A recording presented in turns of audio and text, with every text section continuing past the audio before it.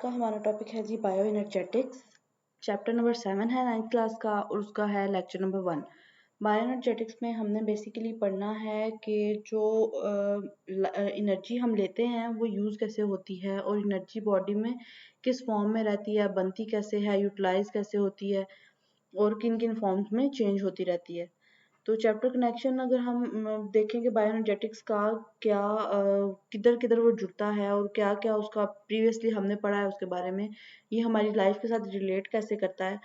तो क्या है जी, chapter number 4 describe the structure of cell. Cell को डिस्क्राइब किया था चैप्टर नंबर 4 में हमने, और चैप्टर नंबर जो 6 है इसमें हमने रोल ऑफ एंजाइम्स पढ़ा था सेलुलर फंक्शंस में। तो जो लिविंग सेल है एग्जिबिट सीजलेस केमिकल एक्टिविटीज, उसमें केमिकल एक्टिविटीज काफी ज्यादा हो रही होती है। हम लोगों ने ओपन सेल्स को पढ़ा, substances are entering and leaving cells at the times, और जो इनसाइड सेल सब्सटेंसेस हैं वो broken down and new substances बनते हैं। एनर्जी जो है वो ड्राइव करती है प्रोसेसेस को इन द लिविंग सेल्स। जो ऑर्गेनिजम्स हैं वो energy exist in two form, kinetic energy में होती है या जो उसमें पोटेंशियल एनर्जी की फॉर्म में पाई जाती है। तो ये सारा कुछ पढ़ा था हमने पहले, और ये जो एनर्जी की ट्रांसफॉर्मेशन है या लाइफ को चलाने के लिए जो केमिकल रिएक्शंस हो रहे हैं वो सारा कुछ हम लोगों ने पढ़ना है बायो एनर्जेटिक्स में। तो बायो एनर्जेटिक्स और रोल ऑफ एटीपी क्या है। Bio energetics is the study of energy relationships क्या है, और एनर्जी की ट्रांसफॉर्मेशन जो लिविंग ऑर्गेनिजम्स में हो रही है वो, इस सारी स्टडी को हम कहते हैं बायो एनर्जेटिक्स। जो ऑर्गेनिजम्स हैं obtain energy by metabolising the food they eat और प्रिपेयर, जो खाना वो खाते हैं या बनाते हैं उसको मेटाबोलाइज करना।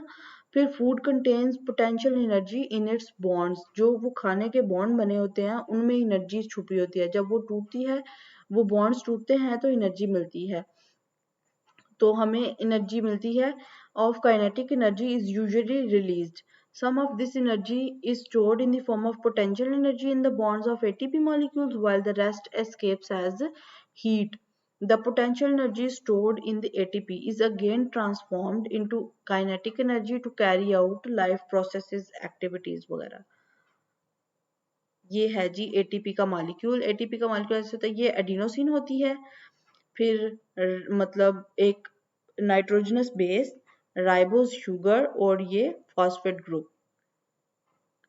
उसके बाद ऑक्सीडेशन रिडक्शन रिएक्शंस हो जाते हैं, इनको हम कलेक्टिवली रिडॉक्स रिएक्शंस भी कहते हैं। Various life processes in organisms involve constant flow of energy. The energy flow comprises the acquisition, transformation and use of energy for various life processes, जिसमें growth होती है, movement होती है, reproduction वगैरह। all for all the life processes जो redox reactions हैं, इनको direct source of energy समझा जाता है। Redox reaction involve exchange of electrons between atoms. Loss of electron is called, जो loss of electrons है उसको हम कहेंगे oxidation, while the gain of electron is called as a reduction reaction. Electrons can be energy source. It depends on their location and arrangement in atoms. For example, when they are present in oxygen, they make stable association with the oxygen atom and are not good energy source. But if electrons dragged away from oxygen और attach हो जाएं किसी और atom के साथ, for example carbon या hydrogen के साथ, तो they make unstable association. They try to move back to the oxygen and when this happens तो एनर्जी रिलीज करेगी। The living organism redox reactions involve the loss and gain of hydrogen atoms. We know that hydrogen atom contains one proton and one electron. It means that when a molecule loses a hydrogen atom, it actually loses an electron. Oxidation का reaction हुआ, and similarly when molecule gains hydrogen atom, it actually gains an electron. तो वहां पे हुआ जी reduction reaction. ये इसकी diagrammatic expression है। Oxidation, ये ऑक्सीडाइज हो गया और ये रिड्यूस हो गया।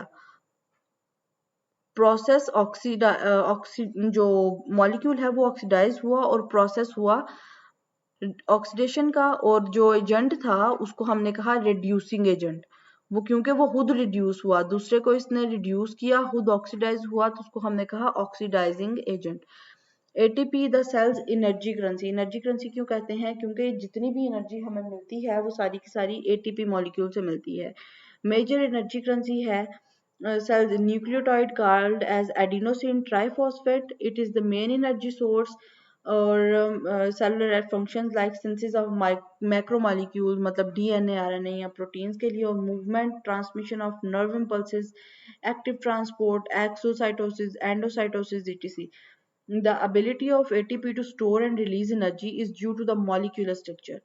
जो each ATP molecule है, 3 सब यूनिट हैं। एक एडेनिन, अ डबल रिंग्ड नाइट्रोजनस बेस है। राइबोस शुगर मतलब 5 कार्बन शुगर है। 3 phosphate groups in a linear chain, जैसा कि हमने इसके पहले डायग्राम में देखा था। जो कोवलेंट बॉन्ड कॉमन जो है इसके, नहीं पहले हमने पढ़ा covalent bond connecting to phosphate group or indicating a tide, and it is high energy bond. The energy in this world is this bond is released and breaks an inorganic phosphate separated from ATP. The breaking of one phosphate bond released about 7.3 kilocalories per mole ATP follows, मतलब ATP plus H2O changes into ADP, one phosphate जो group था वो, और energy जो है वो release हुई। इसके बाद कॉमन एनर्जी रिएक्शन क्या है? In common energy reactions only the outermost of two high energy bond break. When this happens ATP becomes ADP, और एक जो फास्फेट ग्रुप है रिलीज हो जाता है। In some cases ATP further broke होती है और एएमपी में मतलब एडिनोसिन मोनोफॉस्फेट में चेंज हो जाती है। सेल जो है constantly recycle ADP by recombining it with phosphate form ATP. Synthesis of ATP from ADP and PI requires the expenditure of 7.3 kilocalories per mole of energy. The energy is obtained from the oxidation of foodstuff. So we can summarize that ATP is generated by energy releasing the process and is broken down by energy consuming process. In this way, ATP transfers energy between metabolic reactions.